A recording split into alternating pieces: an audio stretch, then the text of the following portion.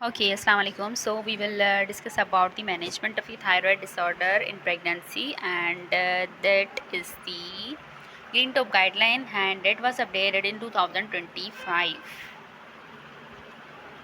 ठीक है, तो इससे पहले टोग आर्टिकल थे, अब ये गाइडलाइन अपडेट हुई है. So let's start.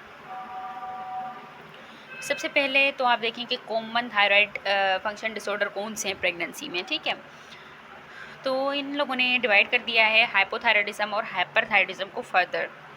आप देखें हाइपोथायराइडिज्म में एक आ जाता है ओवर्ट हाइपोथायराइडिज्म. आप इसको कहें कि ये एक मतलब क्लिनिकल हाइपोथायराइडिज्म की पिक्चर है जिसमें टीएसएच इंक्रीज होता है और T4 डिक्रीज होता है. जैसे नॉर्मली हाइपोथायराइडिज्म को हम इससे ही डायग्नोज करते हैं ना, जब टीएसएच बढ़ जाए और T4 कम हो जाए. तो ओवर्ट मतलब आप समझे कि ट्रू हाइपोथायराइडिज्म है. ठीक है, और हाइपरथायराइडिज्म, ओवर्ट हाइपरथायराइडिज्म को भी आप इस तरह से समझे कि ट्रू हाइपरथायराइडिज्म है. ठीक है, जिसमें फिर टीएसएच कम हो जाता है और T4 बढ़ जाता है, तो हम हाइपरथायराइडिज्म कहते हैं. ठीक है, अब आ जाते हैं सब क्लिनिकल हाइपो और सब क्लिनिकल हाइपर भी. ठीक है, सब क्लिनिकल का क्या मकसद है कि मतलब अभी क्लिनिकली नहीं हुआ, मतलब उसका टीएसएच तो ज़्यादा हो गया है हाइपो में, बट उसका T4 अभी तक नॉर्मल है. ठीक है, और हाइपर में भी इस तरह से है कि टीएसएच तो डिक्रीज़ हो गया है बट उसका T4 अभी तक नॉर्मल है. तो ये हो गया सब क्लिनिकल.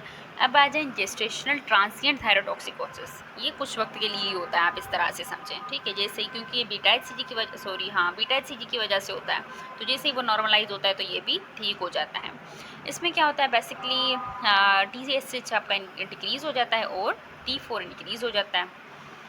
और आइसोलेटेड को आप अपोजिट कर दें सब क्लिनिकल हाइपोथायराइडिज्म से, क्योंकि देखें आप सब क्लिनिकल में हमें क्या पढ़ा था कि टीएसएच इंक्रीज़ होता है ना. अब आइसोलेटेड हाइपोथायराइडीमिया में क्या हो रहा है कि टीएसएच नॉर्मल है और T4 डिक्रीज़ हो रहा है. ठीक है, तो इन दोनों में सब क्लिनिकल और आइसोलेटेड हाइपोथायराइडीमिया में हमने ट्रीटमेंट नहीं देनी होती. ठीक है, बट कुछ इंडिकेशन हैं जिनमें हम सब क्लिनिकल हाइपोथायराइडिज्म में भी ट्रीटमेंट देते हैं. ठीक है, सो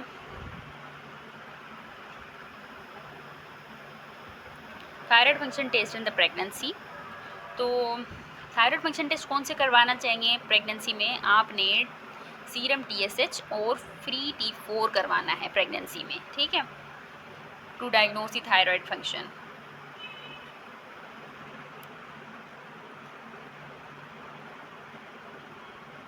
अगर आपकी लेबोरेटरी में कोई रेफरेंस रेंज नहीं है ना, तो फिर आपने टीएसएच की अपर लिमिट रखनी है 4.0 तक. ठीक है,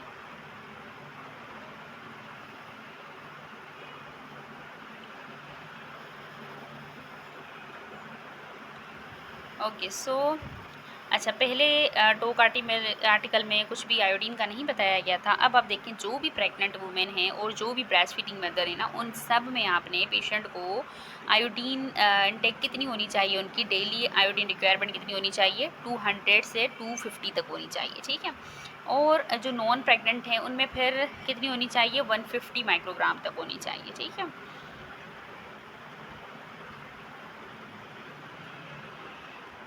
और आपने आयोडीन थेरेपी स्टार्ट कर देनी है ideally 3 month before the pregnancy and give throughout the pregnancy.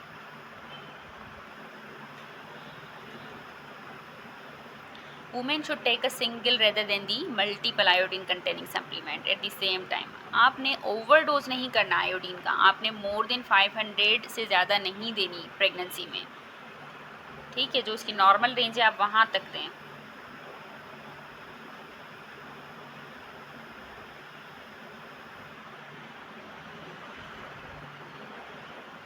Single spot for the 24-hour urine iodine quantification and the thyroid function test are not valid marker for the iodine nutrition status of the woman.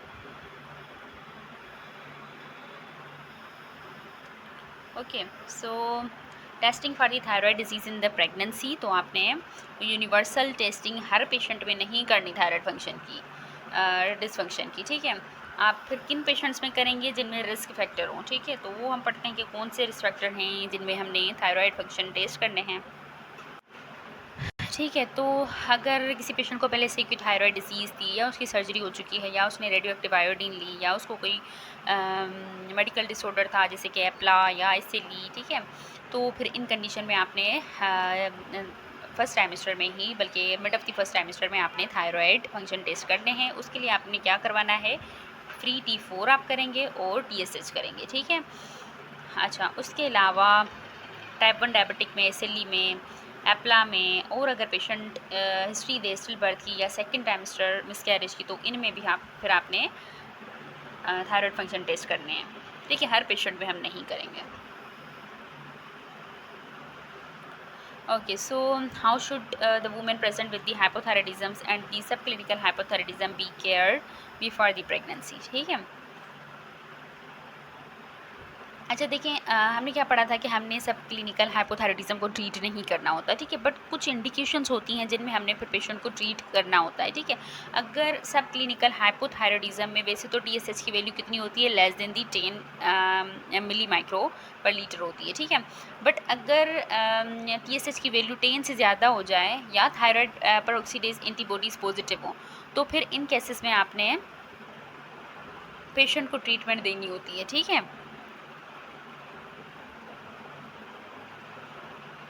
या तो TSH की value 10 से ज़्यादा हो या तो TSH 10 तक हो, प्लस उसके साथ साथ थायराइड पेरोक्सीडेज एंटीबॉडीज़ पॉजिटिव हो, तो फिर आपने पेशेंट को लीवोथायरोक्सिन पे रखना होता है। Okay, when on the patient levothyroxine therapy for the hypothyroidism should be counsel on the self-initiate तो empirically increases the dose of the। अच्छा, जैसे कि अगर किसी पेशेंट को पहले से हाइपोथायराइडिज्म था, हमारे पास आई प्रेगनेंसी में फर्स्ट ट्राइमेस्टर में, तो हमने क्या करना है, जो प्रेगनेंसी से पहले वो डोज ले रही थी ना लीवोथायरोक्सिन का, उसको हमने इंक्रीज़ कर देना है। कितना इंक्रीज़ करना है, 25 to 30% हमने इंक्रीज़ कर देना है, ठीक है। और या हमने पेशेंट को बताना है कि आप 25 माइक्रोग्राम भी इंक्रीज़ कर सकती हैं, 25 to 50 microgram per day increase कर सकते हैं, या तो फिर आप वीक में डोज डबल कर दें, ठीक है, doubling the dose of the levothyroxine on the 2 days of the each week. एक हफ्ते में शुरू वाले 2 दिन में आप उसका डोज डबल कर दें, ठीक है,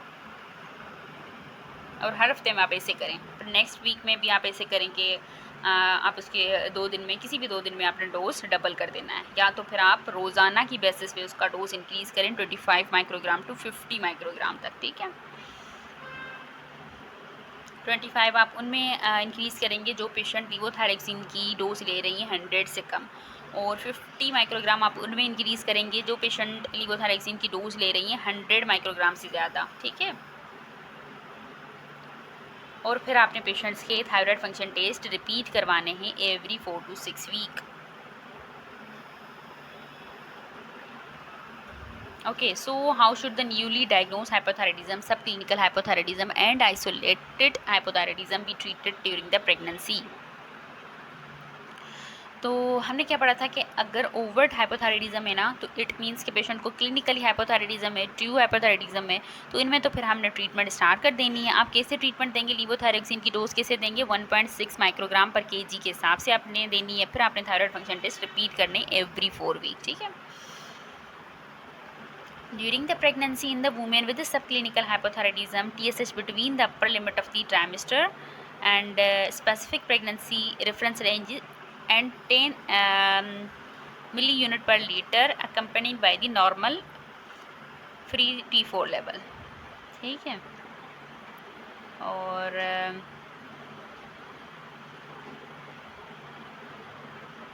और अगर न्यूली डायग्नोस हुई है तो फिर आपने कैसे देनी है, डोज कैसे स्टार्ट करनी है, 1 to 1.2 माइक्रोग्राम पर kg के हिसाब से। Otherwise perform the thyroid function test at the 4 to 6 week interval, then up to 20 weeks, then आपने 28 वीक्स भी करना है।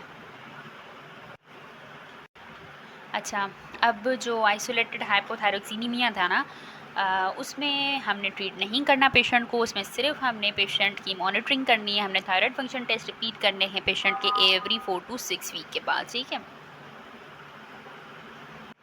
ओके, आप आपने थायराइड फंक्शन टेस्ट कैसे चेक करने हैं इन पेशेंट्स में जिनको हाइपोथायराइडिज्म है और आपने उनको लीवोथायरोक्सिन दी है ना, तो फिर आप TSH और T4 रिपीट करवाएंगे एवरी 4 to 6 वीक करवाएंगे अंटिल 20 वीक्स तक, ठीक है। फिर आपने इसको रिपीट करवाने हैं एट दी 28 वीक्स पे, ठीक है।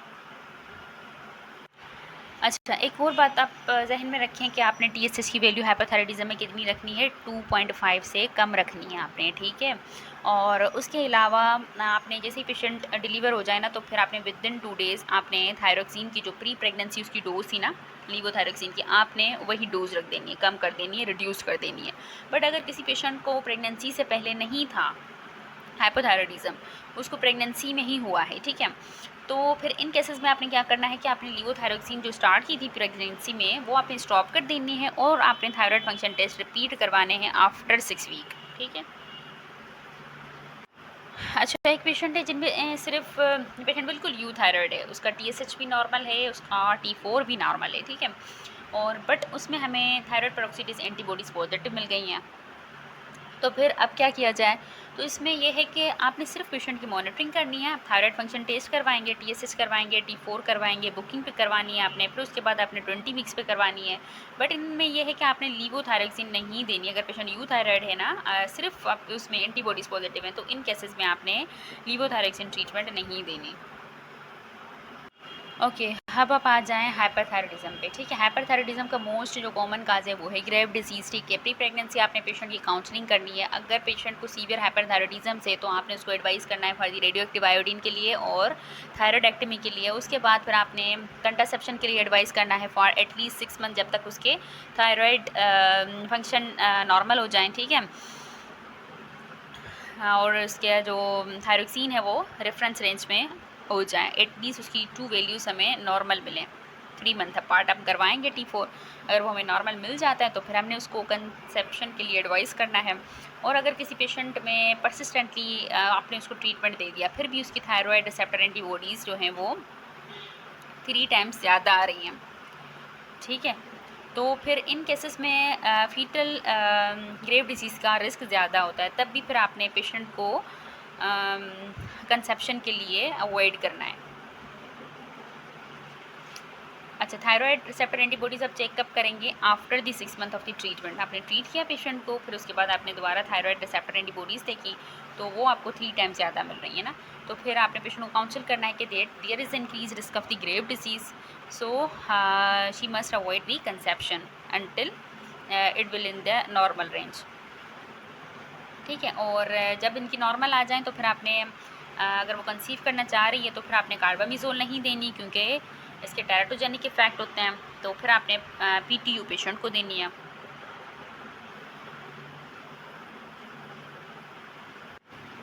अच्छा, और अगर कोई पेशेंट है जिसको हाइपरथायराइडिज्म था प्रेगनेंसी से पहले, बट वो very low thyroid anti thyroid drugs भी थी, मतलब आप समझे कि कार्बामिसोल वो ले रही थी लेस देन दी 10 मिलीग्राम और PTU ले रही थी less than 200 milligram, but 6 month से वो बिल्कुल यू थायराइड है, तो प्रेगनेंसी के दौरान आप स्टॉप भी कर सकते हैं, ठीक है।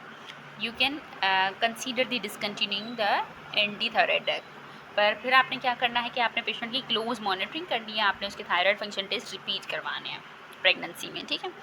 अच्छा, अगर वो एंटी थायराइड ड्रग ट्रीटमेंट जा रही है ना, या उसकी कोई पेशेंट है अभी भी उसको हाइपरथायराइडिज्म है, तो आपने फर्स्ट ट्राइमेस्टर में PTU देना है अप टू 16 वीक्स तक, ठीक है। फिर 16 वीक्स के बाद आपने कार्बामिजोल देना है, उस पर स्विच कर देना है। तो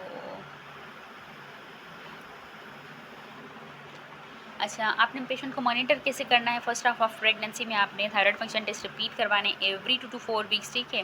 फिर आपने 20 वीक्स के बाद करवाने हैं 4 to 8 वीकली करवाने हैं, ठीक है।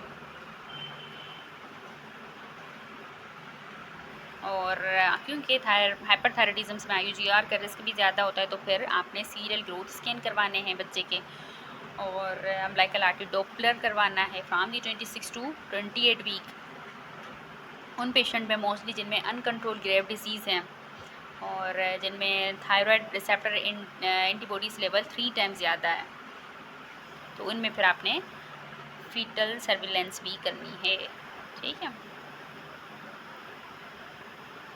अच्छा, थायराइड रिसेप्टर एंटीबॉडीज़ की आपने कैसे मॉनिटरिंग करनी है, जिन पेशेंट्स को ग्रेव डिसीज़ है ना, उनमें तो फिर आपने बुकिंग पे फर्स्ट ट्राइमेस्टर में ही थायराइड रिसेप्टर एंटीबॉडीज़ टेस्ट करनी है, ठीक है। फिर उसके बाद आपने कब करनी है, फिर 20 वीक्स पे, फिर 28 वीक्स पे।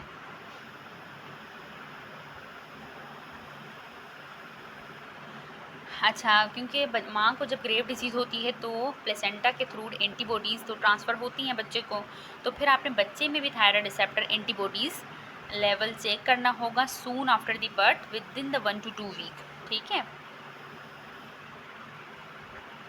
अच्छा, जेस्टेशनल ट्रांसिएंट थायरोटॉक्सिकोसिस का कोई ट्रीटमेंट नहीं है, क्योंकि अगर पेशेंट को सिम्टम्स हैं तो आप बीटा ब्लॉकर दे सकते हैं, अदरवाइज़ ये खुद ब खुद रिजॉल्व हो जाता है, ठीक है। और इसको आप डिफ्रेंशिएट कैसे करेंगे ग्रेव डिसीज़ से, क्योंकि ग्रेव डिसीज़ में तो एंटीबॉडीज़ पॉजिटिव होती हैं, प्रीवियस हिस्ट्री देगी पेशेंट कि उसको थायराइड डिसऑर्डर था। ट्रांसिएंट जेस्टेशनल थायरोटॉक्सिकोसिस में ऐसी कोई हिस्ट्री नहीं होती। और इसके अलावा ग्रेव डिसीज़ में आपको ऑप्थेल्मोपैथी मिलेगी, ठीक है, कार्डियक डिसफंक्शन मिलेंगे, और आपको ट्रांसिएंट थायरोटॉक्सिकोसिस में आपको ये साइनो सिम्टम्स नहीं मिलेंगे, ठीक है। सो इस तरह से आप पेशेंट डिफ्रेंशिएट कर सकते हैं ग्रेव डिजीज़ से ट्रांसिएंट थायरोटॉक्सिकोसिस को। और इसमें कोई ट्रीटमेंट नहीं देंगे, आप सिर्फ बीटा ब्लॉकर दे सकते हैं, वो भी आपने तब तक देने जब तक पेशेंट को सिम्टम्स हैं। आप प्रोलॉन्ग बीटा ब्लॉकर नहीं दे सकते, क्योंकि इसमें फिर IUGR का रिस्क होता है। पोस्टमार्टम में आपने क्या करने हैं, a thyroid function test is recommended 6 to 8 week after the birth in the woman with having the history of the pre-existing hyperthyroidism। तो इनमें फिर आपने 6 to 8 वीक्स पे थायराइड फंक्शन टेस्ट करवाने हैं। और PTU और कार्बामिजोल दोनों प्रेगनेंसी में और ब्रेस्ट फीडिंग में भी सेफ़ हैं। आप दोनों में से कोई भी दे सकते हैं, PTU भी दे सकते हैं और कार्बामिजोल भी दे सकते हैं। पर आपने डोज को डिवाइड कर देना है 2 to 3 टाइम्स में, ठीक है, TDS में आप देते हैं।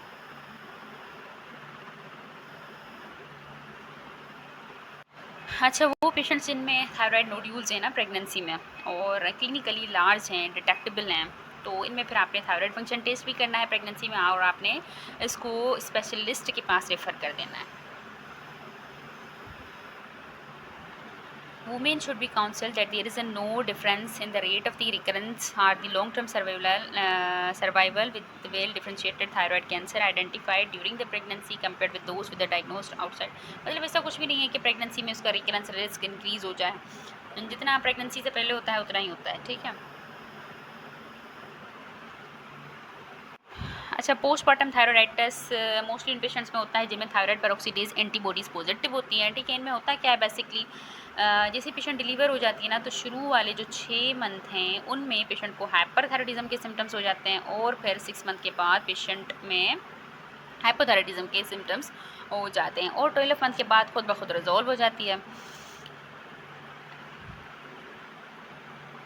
आपने क्या करना है कि वो पेशेंट्स जिनमें रिस्क है तो फिर उनमें फिर आप थायराइड फंक्शन टेस्ट करें, और अगर आपको उसमें आपने थायराइड फंक्शन टेस्ट किया और आपको एबनॉर्मल मिले तो आप टेस्टिंग रिपीट करवाएंगे एवरी 6 वीक, और आपने सिम्टोमेटिक असेसमेंट करनी है, ठीक है। और अगर आपको कहीं पे भी लगे ना थायराइड फंक्शन टेस्ट आपने किया और आपको थायरोटॉक्सिकोसिस मिल रहा है, तो आपने थायराइड रिसेप्टर एंटीबॉडीज़ ज़रूर करनी है। Consider the isotope scan to distinguish from the postmortem thyroiditis and grave disease, ठीक है। तो इनको डिफ्रेंशिएट करने के लिए आपने क्या करना है, आइसोटोप स्कैन करना है।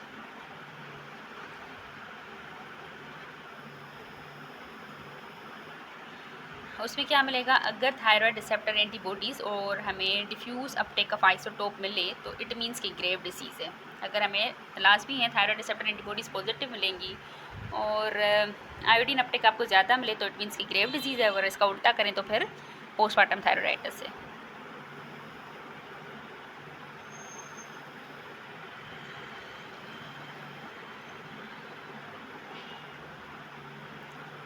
ठीक है, तो आपने ट्रीट कैसे करना है पोस्टमार्टम थायरोडाइटिस को, क्योंकि मैंने आपको बताया कि इसके 2 फेसेस होते हैं ना। शुरू वाले 6 मंथ में हाइपरथायराइडिज्म हो जाता है, बट हाइपरथायराइडिज्म में भी आपने सिर्फ सिम्टोमेटिक ट्रीटमेंट देना है, आपने एंटी थायराइड ड्रग्स नहीं देनी, ठीक है।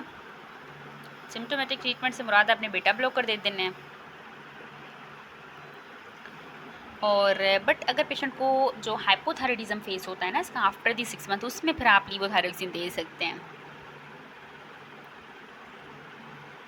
और पेशेंट को आपने मॉनिटर करना है, थायराइड फंक्शन टेस्ट आपने रिपीट करवाने पेशेंट के एवरी 6 वीक, जब तक उसके नॉर्मल ना हो जाएं। और जैसे ही नॉर्मल हो जाएं फिर आपने पेशेंट के एन्युअली चेक करने हैं, ठीक है, TSH।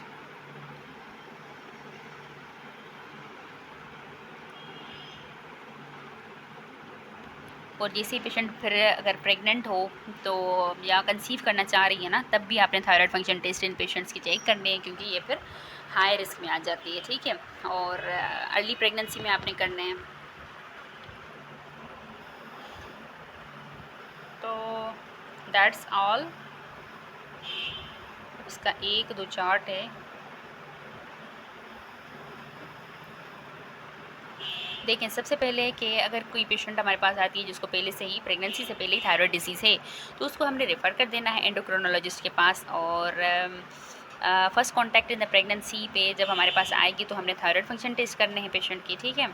और अगर वो लीवोथायरोक्सिन पे है ऑलरेडी तो हमने डोज इंक्रीज़ कर देना है। कितना करेंगे हम? 25 to 30 माइक्रोग्राम करेंगे। और अगर वो कार्बामिजोल ले रही थी तो हमने PTU पे इसको रखना है और हमने पेशेंट को फॉलोअप पे रखना है। और अगर इसकी कोई हिस्ट्री नहीं है, ठीक है, तो फिर हम देखेंगे अगर हाई रिस्क है तो तभी हम करेंगे असेसमेंट, ठीक है। अदरवाइज़ हमने स्क्रीनिंग रूटीनली तो नहीं करनी होती। और ये इनकी रेंजेस हैं, TSH की, T4 की, T3 की, सॉरी फर्स्ट टाइमिस्टर में, सेकंड टाइमिस्टर में, थर्ड टाइमिस्टर में। अब देखें, ओवर्ट हाइपो आ जाए तो फिर तो आपने ट्रीट करना है, ठीक है, क्योंकि ये क्लिनिकल हाइपो है।